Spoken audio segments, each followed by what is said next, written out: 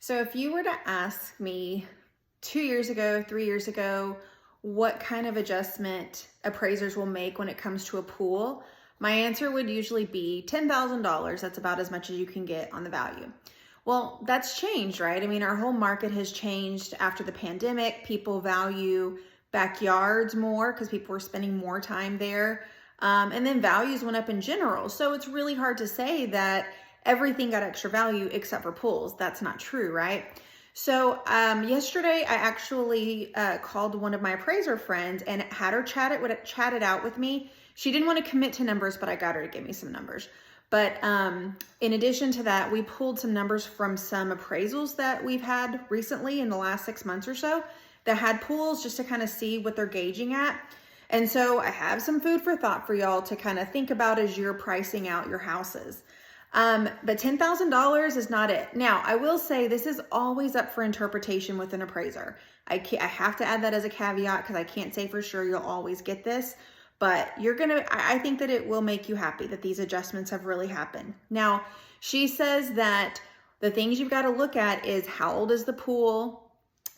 You've got to look, does it have bells and whistles? Because that makes a difference. Waterfall, spa, that kind of thing.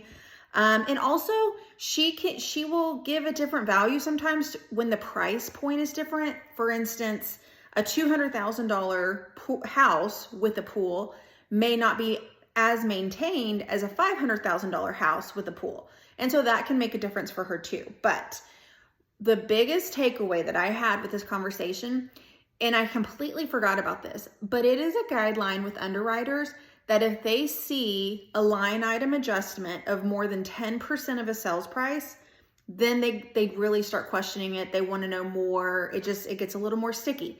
So she said, just as a rule of thumb, she really does not take a value more than 10% on a pool. But if you think about it, that would mean, so even if it had all the bells and whistles, she typically will not go above 10%. So if it's a $400,000 house and this pool has all the bells and whistles, that tells me she would go up to $40,000 on a pool. Or if it's a $300,000, $30,000, or if it's $600,000, potentially $60,000, just depending on how nice this pool is, right? But also we got to look at the age of the pool. And so I threw out some numbers to her just to see if I could get her commitment on some things. And I said, okay, so what if we've got a pool? It's a 15-year-old pool, no waterfall, no spa, just a plain pool. How much value would you give? And she said about $20,000. It's a 15-year-old pool, right? And that's obviously a lot more than what we've thought in the past. So $20,000. And she said, but if we're abiding by this 10% rule, that price point can't be below $200,000, which we're not really going to find anyways. But still, it may be $250,000. Then I asked her, okay, so a 15-year-old house with all the bells and whistles, and it's a newer pool, 15-year-old pool with all the bells and whistles. So a spa, a waterfall, it's just, it's an awesome pool. She said she'd give it an extra $5,000 or $6,000. So that gave me a good clue.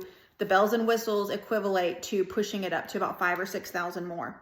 Now, we all know when it comes to pools, somebody will spend $100,000 on their pool, and they're certainly not going to get that value in. And I know that that's difficult sometimes for you guys to convey to your sellers, but it's important to know. But at least we're more than 10,000, right? Which I think is really great. She said that if it's a few years old, so not a 15-year-old pool, just maybe a couple-year-old pool, and the house is around $500,000. She said if it had all the bells and whistles, she could give it $50,000. That was a shocking thing to me. If it didn't, maybe between $40,000, $45,000. Still, that's a great amount, right? So I went on ahead because I want to see proof in my pudding. So I wanted to see what we've seen in appraisals lately on things that we've seen. And she's actually one of our fairway appraisers. And so it was a good thing for me to chat with her about this. But what I'm noticing is that, I know I told you guys the number of 10%, but I noticed in the different appraisals I pulled that these appraisers were doing about 5% of the sales price. That's still higher than $10,000, right?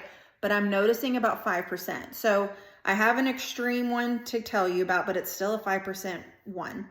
So a $1.1 million house that I did a loan on this year, it was a great price. The house was built in 2017. I don't know when the pool was put in, but it looked great. It was a beautiful pool with everything. Spa, it just was amazing, amazing pool. The appraiser gave it $60,000, but that's about 5% of that sales price, right? Because I know you're thinking, oh, 1.1 million, I can't even, think about that because that's not my price point. But I want to think in terms of percentages, okay? So this is about 5% of that sales price.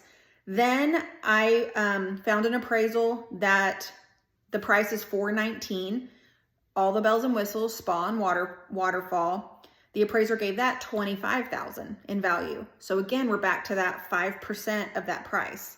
It was a little bit more than 5%, but that's still a good rule of thumb that I think would be good to go with if you've got a great pool. Another one I pulled up, 1.1 million. I've been so excited to have the honor to do some of these houses, but it was a tiny pool. So this one's a little confusing. 1.1 million, 35,000 was the value given, okay? The adjustment given, which is 3% of the sales price. But when I looked back at the pool, it was not amazing. There wasn't anything that was like, oh, wow. It was pretty tiny because it was in an area where they were going to have a tinier backyard, and it wasn't a like, oh my gosh, this is so glamorous pool. So at least that gives you guys a good indicator that you guys know, if you're looking at it, if you think this is just kind of a blah pool, maybe don't give it that full 5%, right? Do a lower amount that you're granting it. But if it is a wow pool, I don't think there's anything wrong with doing 5% of your sales price. I think that that's cool. Now, the appraiser said technically if it's really a wow pool, you could go to 10%.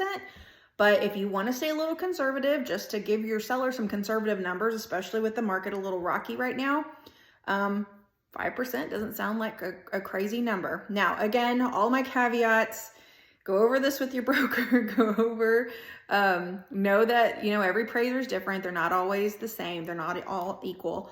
But I just thought it was just some great information. Just, it's not all, the answer is not always 10,000, which is what I have learned. I'm definitely not going to be saying that anymore because I've been saying that for years, but things have definitely shifted. So I hope that information helps.